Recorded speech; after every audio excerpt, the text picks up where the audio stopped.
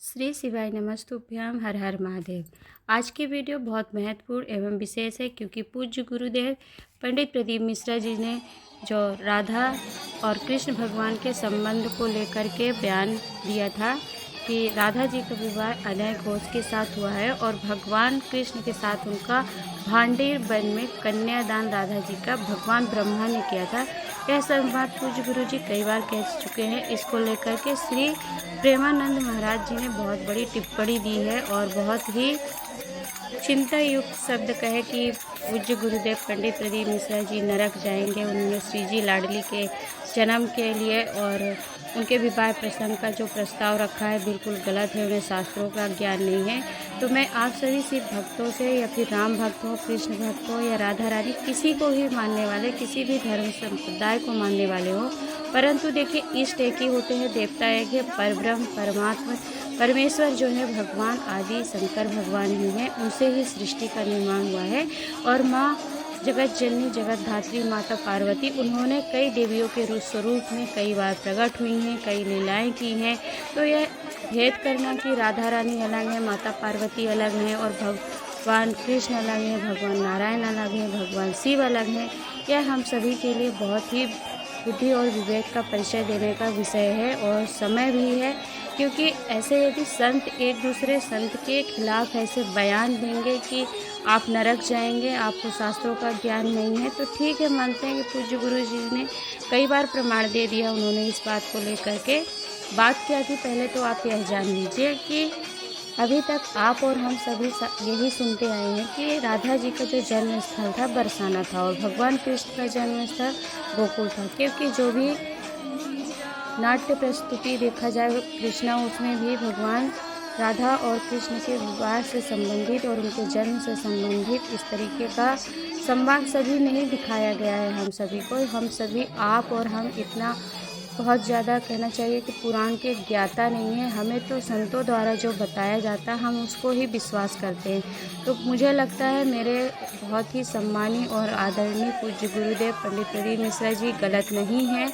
उन्होंने प्रमाण दिया है और उन्होंने सिर्फ सच को सामने लाया है। जनता के सामने यदि सच्चाई आती है, यदि हम यह मानते थे कि राधा जी का जन्म बरसाना में हुआ है और पूज्य गुरुदेव यदि यह टिप्पणी करते हैं, बताते हैं कि हम सभी जो राधा जी के जन्म के बारे में, बरसाना के बारे में जानते हैं, तो वह पूरी जानकारी हम आपको नहीं है। उन्होंने सत्य से अवगत कराया कि राधा जी का जो गांव था वह ग्राम छाता था और बरस में उनके पिताजी की कचहरी थी, अर्थात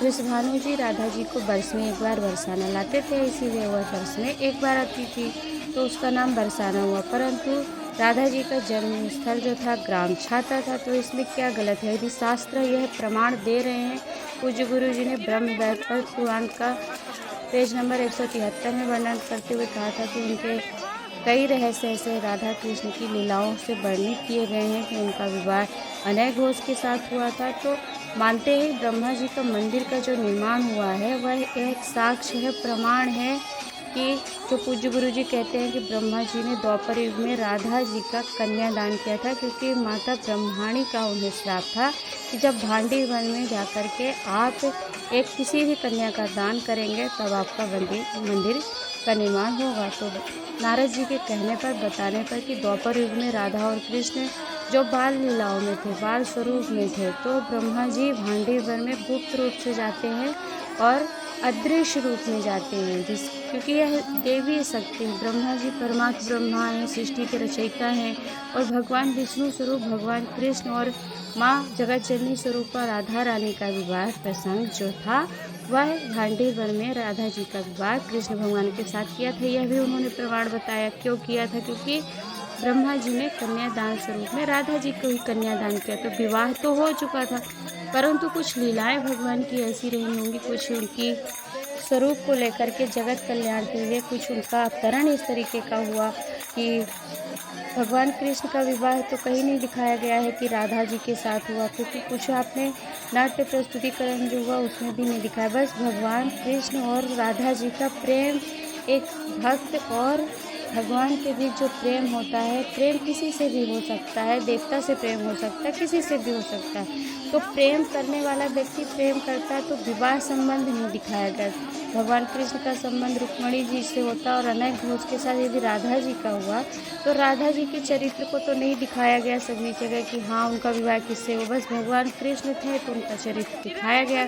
तो मुझे लगता है ये बात कोई गलत नहीं है। आप सभी कमेंट बॉक्स में सभी हिंदू सनातन धर्म को जो हिंदू राष्ट्र बनाना चाहते हैं, सनातन धर्म को जीवित रखना चाहते हैं, तो वह कमेंट बॉक्स में आप सभी ज़रूर अपने विचार और भाव को रखिएगा कि आप सभी को क्या गलत लगता है। मुझे तो प्रेमानंद महाराज भी ठीक है मानते हैं कि उनके मन को आहत हुआ है इस तरीके का, क्योंकि उनकी श्रद्धा राधा रानी के चरणों में है, उनके सेवक हैं, उनके उपासक हैं। तो पूज्य गुरु जी के लिए इस तरीके का शब्द कह देना कि नरक भोगोगे, लोक में परलोक में आपको कहीं स्थान नहीं मिलेगा, तो इसका निर्णय स्वयं परमात्मा करेंगे कि किसको लोक मिलेगा, किसको परलोक मिलेगा, कौन नरक जाएगा, कौन नहीं जाएगा। हम आम मनुष्य या फिर कोई साधु संत एक दूसरे के लिए ऐसे शब्द का प्रयोग करते हैं, तो मुझे नहीं लगता कि हिंदू सनातन धर्म से संतों को यह शोभा देता है। उनके मुखार बिंद से इस तरह की टिप्पणी निकलती है किसी संत के लिए, किसी साधक उपासक के लिए, तो फिर आम जनता का क्या होगा, जिसे बिल्कुल ही पुराणों का ज्ञान नहीं है, जो पुराणों के प्रवक्ता नहीं है, सिर्फ श्रवण करते हैं और वाणी पर विश्वास करते हैं। और यहाँ तक मैं उन संतों से और जो हमसे बड़े हैं, पूजनीय हैं, वंदनीय हैं, उन लोग से पूछना चाहती हूँ कि जो लोग मथुरा में पूज्य गुरु जी का पुतला बनाकर उनके पुतले पर चप्पल मार रहे हैं, एक संत हो आप चप्पल से किसी संत के ऊपर फेंक रहे हो, तो ये सोचिए कि आपकी वाणी है, कभी आपने वाणी से अपने कुछ गलत बोल दिया। यहाँ तो पूज्य गुरुदेव प्रमाण दे रहे हैं, ब्रह्म वैवर्त पुराण का 173 नंबर पेज बता रहे हैं, साथ ही राधा कृष्ण के रहस्य से संबंधित पुस्तक का प्रमाण दे रहे हैं, और कोरिया मठ की जो पुस्तक निकलती है उसमें राधा कृष्ण की लीलाओं से वर्णित कर रहे हैं। तो आप क्या करेंगे जब आप एक संत के खिलाफ आंदोलन पे खड़े होंगे, चप्पल मारेंगे, उनके लिए नरक और लोक परलोक में स्थान नहीं मिलेगा, इसका निर्णय और ज्ञाता आप सभी बन जाएंगे, तो फिर सत्य सनातन धर्म को कौन जीवित रखेगा। ऐसे विचार हम संतों के मुँह से सुनने के आदि नहीं हैं, और मुझे नहीं लगता कि यह श्रेष्ठ बातें हैं।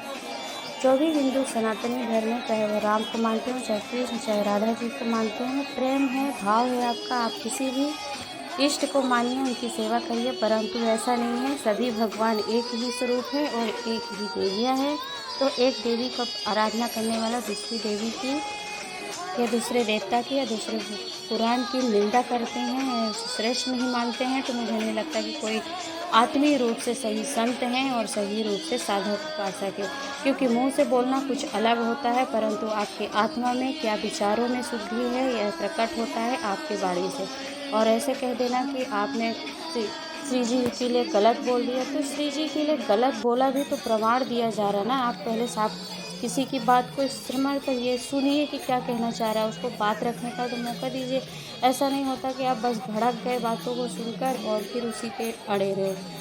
आपको सिर्फ निंदा ही करना है, बुराई ही देखनी है, कभी अच्छाई भी देखिए कि उन्हें पूज्य गुरु जी ने सत्य सनातन धर्म के लिए कितना कार्य किया। पहले कहाँ थे आप, जब कभी कोई मंदिर नहीं जाता था, किसी ब्राह्मण के लिए इतने भाव नहीं थे, और जब महिला पुरुष सभी अंधविश्वास में पड़े थे, जादू टोने ऐसी जगहों पे जा कर के अपना इलाज कराते थे, तब हमारे सनातन धर्म के साधु संत कहाँ गए थे। तब जागना था, आपको आगे आना था। अब प्रदीप मिश्रा गुरु जी आगे आ गए, सनातन धर्म को जगा दिया, आस्था जुड़ गई लोगों के, भाव विश्वास को प्रकट कर दिया उन्होंने। तो आपको अब ईर्ष्या होने लगी, आपको जलन होने लगी सभी लोगों को कि आखिर ये प्रदीप मिश्रा जी आगे क्यों बढ़ गए, भक्तों को क्यों इकट्ठा कर लिया। तो जब कभी भी धर्म की हार होती है और इस तरह का अधर्म आने लगता है कि एक संत, एक साधु दूसरे कथावाचक या दूसरे कथा प्रवक्ता के लिए इस तरीके के शब्द करते हैं, नरक लोक प्रलोक का निर्णय स्वयं लेने लगते हैं, या फिर चप्पल जैसे अभद्र वाणी का प्रयोग करते हैं, तो फिर सत्य सनातन धर्म आगे आता है।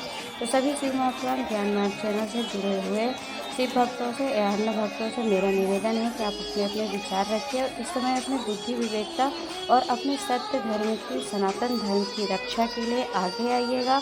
ज़रूरत पड़ती है तो हम सभी इस चीज़ के लिए समाज में आगे आएंगे, क्योंकि यदि सत्य है तो सत्य को सामने आना चाहिए। उसमें किसी भी प्रकार का किसी भी संत को या किसी आम व्यक्ति को आघात नहीं होना चाहिए। सत्य को स्वीकार करने की क्षमता होनी चाहिए। और एक साधु और उनके पास इतनी दिव्य शक्तियाँ होती हैं कि वो इस तरीके का अभद्र किसी के लिए वाणी का प्रयोग ना करें। मैं किसी विशेष व्यक्ति की बात ना करते हुए मैं दोनों गुरुदेव से प्रार्थना करूंगी कि आप दोनों सहमत होकर के विचार विमर्श करके जो शास्त्रों में सत्य है और प्रमाणित बातें बताई जा रही हैं उसे आप सभी स्वीकारिए और जनता में सनातन धर्म में अविश्वास का भाव प्रकट मत करिए, क्योंकि विश्वास बहुत बड़ी बात होती है किसी पे करना और जागृत करना। जो पूज्य गुरुदेव पंडित प्रदीप मिश्रा ने भक्ति का बीज उत्पन्न किया है, विश्वास जगाया है, उसे तोड़कर आपको कुछ प्राप्त नहीं होगा। तो सभी शिव भक्त अपना अपना विचार जरूर बताइएगा। और मुझे नहीं लगता कि इतने बार प्रमाण दे चुके हैं गुरुदेव। पहले बेलपत्री को लेकर, कभी रुद्राक्ष को लेकर, कभी शिवलिंग पर जल लेकर के टिप्पणी करी जाती है पूज्य गुरुदेव के बारे में, परंतु वह अपने सरल स्वभाव में सभी को सरल से जवाब देते हैं। वह किसी व्यक्ति विशेष के लिए यह नहीं कहते कि तुम नरक जाओगे, कि क्या भोगोगे, या फिर इस तरीके की वाणी का जो व्यक्ति प्रयोग नहीं करता उसके लिए इस तरह का शब्द प्रयोग करना श्रेष्ठ नहीं है। और बाकी सब बुद्धि और विवेक से प्रबल हैं, सभी सामर्थ्य हैं। मेरी क्या हैसियत, मेरी कोई हैसियत नहीं, मैं किसी को ज्ञान उपदेश दूँ, परंतु मेरी करवद्ध सभी लोगों से पूज्य गुरु जी अपने आप को समर्पित कर चुके हैं। उन्होंने क्षमा की कि किसी को आत्मीय रूप से भाव रूप से आघात हुआ तो क्षमा चाहते हैं, प्रमाण दे चुके हैं, परंतु इस तरीके की मीडिया में और भक्तों के बीच में मिथ्यावादी बातें नहीं लाना चाहिए। और जो लोग चैनल चला रहे हैं उन लोग से भी निवेदन है कि इस तरीके की बातों को पूज्य गुरु जी स्वयं उसका निर्णय लेंगे, स्वयं बात करेंगे। तो आप सभी लोग भी अपना सहयोग दीजिएगा, अपनी विवेक और बुद्धि का प्रदर्शन दीजिएगा। ऐसे नहीं कि आपको कोई तोड़ने का प्रयास करे और आप सभी टूट करके किसी के लिए विश्वास जागा है तो उस विश्वास को बनाए रखना। यह परीक्षा की घड़ी होती है शिष्य और गुरु दोनों के लिए। तो आज के लिए इतना ही, मिलते हैं नए वीडियो के साथ, तब तक के लिए हर हर महादेव।